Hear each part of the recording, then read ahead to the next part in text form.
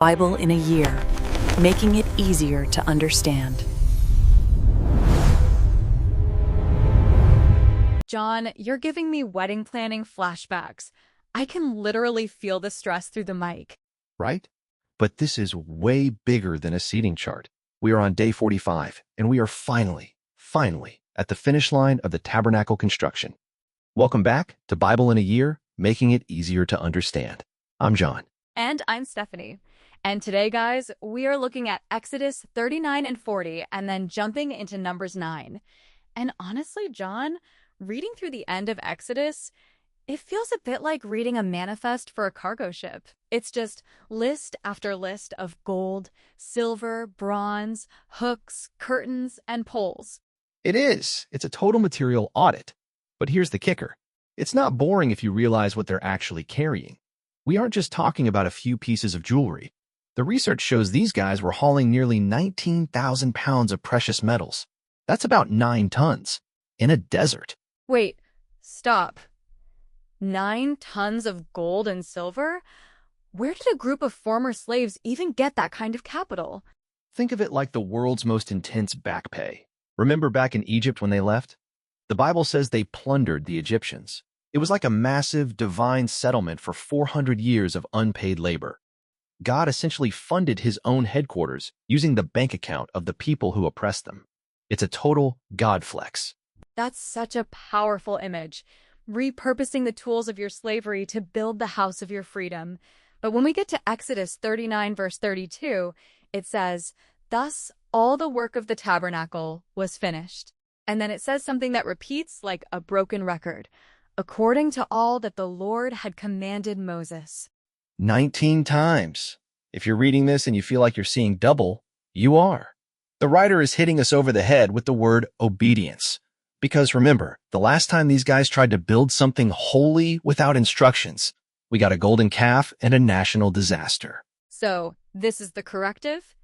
It's like they're saying, see, we followed the manual this time. No IKEA pieces left over. Exactly. No extra screws in the bottom of the box. And Moses stands there in verse 43, and he looks at everything, the curtains, the gold-plated boards, the incense altar, and he sees that they did it exactly right. And then he blesses them. It's this beautiful moment of well done, good, and faithful servants. But then we hit Exodus 40, and the vibe shifts. It's move-in day, and the timing is so specific, John. It says it was the first day of the first month of the second year. Yes, it is the 1-year anniversary of the Exodus. 1 year ago today, they were running for their lives through the Red Sea. Now, exactly 365 days later, they are setting up a permanent residence for the creator of the universe. It's a new year, new God-dwelling situation. And Moses has to set it up in a very specific order. He doesn't just throw the furniture in there. He starts from the inside out. He puts the ark in first, then the veil, then the table, then the lampstand. Why the order? Because everything in the tabernacle is about gradations of holiness. You don't just stumble into the presence of God. You move from the public courtyard, where the bronze and the everyday stuff is, and you move deeper into the gold, into the silence, into the sacred. It's like, think of it like a high-security government building. You don't just walk into the Oval Office. There are layers. If we were building this today, we'd have a massive home reveal show. We'd have the cameras, the big reveal, the move that bus moment. But in verse 34, the reveal is terrifying. A cloud covers the tent, and the glory of the Lord fills the place. The word there is kavod. In Hebrew, it literally means weight or heaviness. This wasn't just a foggy morning. It was so heavy, so tangible, that the Bible says Moses, the guy who talked to God on the mountain, couldn't even walk through the front door. That hits me so hard. They spent 9 months building this house so God could live with them, and then he moves in with so much weight that they have to stand back in awe. It's like, you want him near, but you realize he is still other. He is still holy. It's the ultimate paradox. He is Emmanuel, God with us, but he's also the God who consumes mountains with fire. And this is where the context gets really interesting for the next part of our journey. Because once that glory moves in, the people don't just sit there. They have to learn how to follow it. And that is exactly where we're going next. How do you live with a God who is heavy with glory? And how do you know when it's time to pack up the 9 tons of gold and move? We're going to talk about the GPS of glory and the modern mirror that explains why waiting might be the most productive thing you do this week. We'll be right back after this quick break. And we are back, refreshed, caffeinated, and ready to talk about the world's most intense glow-up. Stephanie, before the break, we were talking about this massive 9-ton gold project. But now we have to talk about the people who actually had to work in that gold room, the priests. I was just thinking about that. Imagine having 9 tons of gold on your resume under project management. But John, the part that always stops me in Exodus 39 is the description of the clothes. It's not just a robe. It's gold, blue, purple, and scarlet yarn. It says it was for glory and for beauty. Exactly. For glory and for beauty. Think about that. Most of the time, we think of religious stuff as being somber or gray or, boring. But God is like, no, if you're coming into my house, I want you to look like $1,000,000. Literally. It's like a first-century verified blue check mark, right? It's God's way of saying, this person is official. They have the credentials to be here. But it's also functional. John, you always have a modern mirror for the weirdest stuff. What is the deal with the bells on the hem of the robe? Okay, the bells and the pomegranates. Think of it like a dignitary meeting prep. If you're a high-level Secret Service agent or you're preparing a room for a world leader, you have pacing and presence cues. The bells were a soundtrack of service. As long as the bells were jingling, the people outside knew the priest was still moving, still working, still alive in that heavy, holy presence. It's like the ultimate active status on a messaging app. Aaron is typing, except it's Aaron is interceding. Okay, I can get behind the bells. But we have to talk about the blood. In the consecration ceremony, and this is in Exodus 29 and mentioned again here, Moses takes the blood and puts it on the priest's right ear, their right thumb, and their right big toe. John, as someone who doesn't like paper cuts, that sounds a little intense. What's the modern mirror there? It's the surgical scrub-in. Think about a surgeon today. They don't just wash their hands like you do before dinner. They have a specialized professional standard. They scrub to the elbows. They use specific chemicals. Why? Because they are entering a high-stakes environment where any contamination could be fatal. So the blood on the ear, thumb, and toe is like a decontamination process? It's a total body consecration. The ear means I only listen to God's voice. The thumb means everything I do with my hands is for Him. The big toe means everywhere I walk is on His path. It's like a pilot's pre-flight checklist. You don't just check the fuel, you check the wings, the tires, the comms. God was saying, if you're going to be the bridge between me and the people, your ears, your hands, and your feet have to be scrubbed by the blood of the sacrifice. I love that. It makes it feel less like a weird ritual and more like a professional standard of holiness. But then we get to the part that actually makes me a little anxious. Numbers 9, the guidance system. Oh, the GPS of glory. This is my favorite part of the whole day 45 reading. I knew you'd say that. But John, listen to this. Whenever the cloud lifted, the people set out, but if the cloud stayed, they stayed. And it says it could be for 2 days, a month, or a year. As someone who likes to have my Google Calendar planned out 6 months in advance, that sounds like a nightmare. Think of it like Google Maps with HVAC. The cloud wasn't just a follow me sign. Research shows it actually provided shade from the 110-degree desert sun during the day, and the fire provided the nightlight and heater for the freezing desert nights.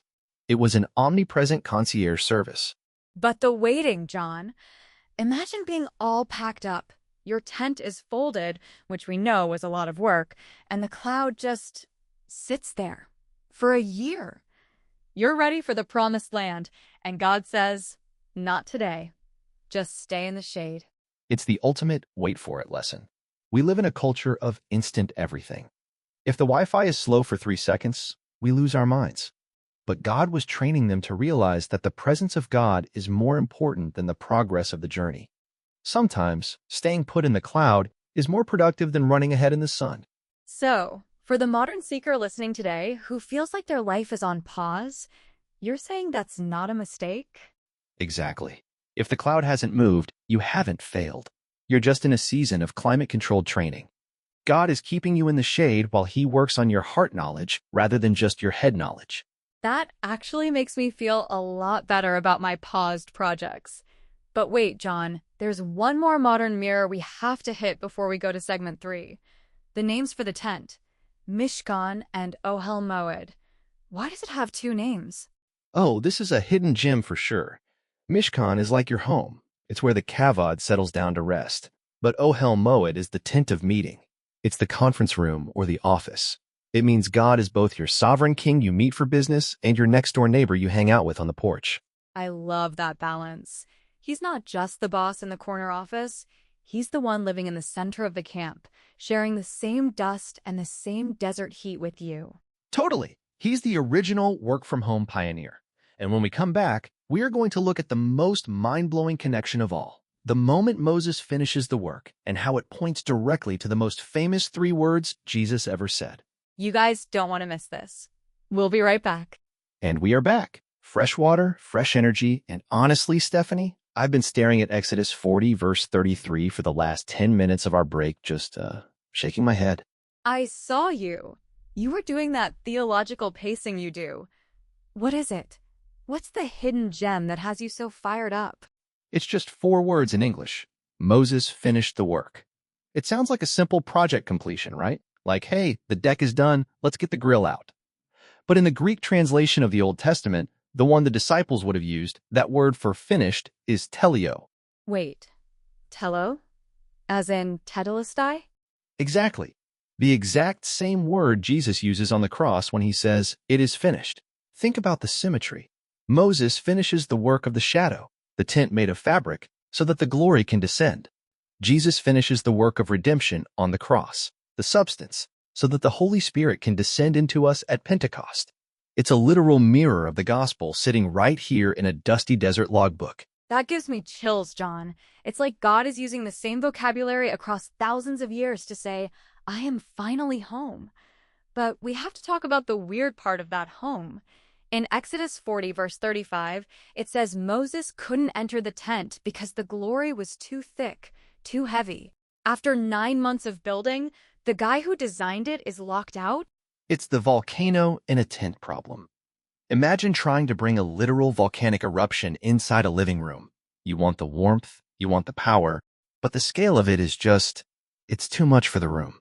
Moses represents the law. And the text is subtly telling us that the law can build the house, but the law can't survive the presence in the house. We need a priest. We need a way in. And that leads us perfectly into Numbers 9. Because once the fire is in the tent has to move. I was looking at the research, and the word cloud shows up 11 times in just those 9 verses of Numbers 9. 11 times. It's like the author is trying to make sure we don't miss the point. The cloud is the boss. The cloud is the ultimate project manager. And the practicalities of this are wild, Steph. Imagine you have a family of 5. You've finally got your tent interior designed. The kids are settled, and suddenly, the cloud lifts. You have to pack up 9 tons of gold and silver. Remember that audit from segment 1? And start walking. And you don't know if you're walking for 2 hours or 2 weeks. That's the wait for it season we talked about. But there's a detail in the research that says the cloud actually flattened the hills for them, like a divine bulldozer. Yes, there's a Jewish tradition that the cloud would travel ahead of them and literally level the path, flattening hills and raising valleys so they had a straight shot. It's the Google Maps level ground feature. God doesn't just tell you where to go. He prepares the road for the heavy lifting he's asked you to do. I could use a divine bulldozer for my Tuesday morning carpool, honestly. But John, let's bring this home for the person listening who feels like they are stuck in the Numbers 9 waiting room. They see the cloud. It's sitting there. They are staying in the shade, but they feel like they're wasting time. Here's the bottom line. The Israelites were in a downshift from power to presence. In Egypt, they saw the 10 plagues. That was God's power. But in the wilderness, they saw the cloud. That was God's presence. Sometimes God stops moving his hands so you can learn to look at his face. Waiting isn't dead time. It's consecration time. It's the time where your ear, thumb, and toe get aligned with his voice before the next big move. That is so beautiful. So the finished work of Moses allowed God to dwell among them. but the finished work of Jesus allows God to dwell in us. We are the mobile tabernacles now. Mic drop. We are the Mishkans with the gold on the inside and the Ohel Moeds meeting people on the outside. Every act of kindness you do today, that's the kavod leaking out into the world. All right, John. Before you start preaching, let's wrap this up. Guys, day 45 is a turning point. We've moved from the how-to of Exodus to the where-to of Numbers.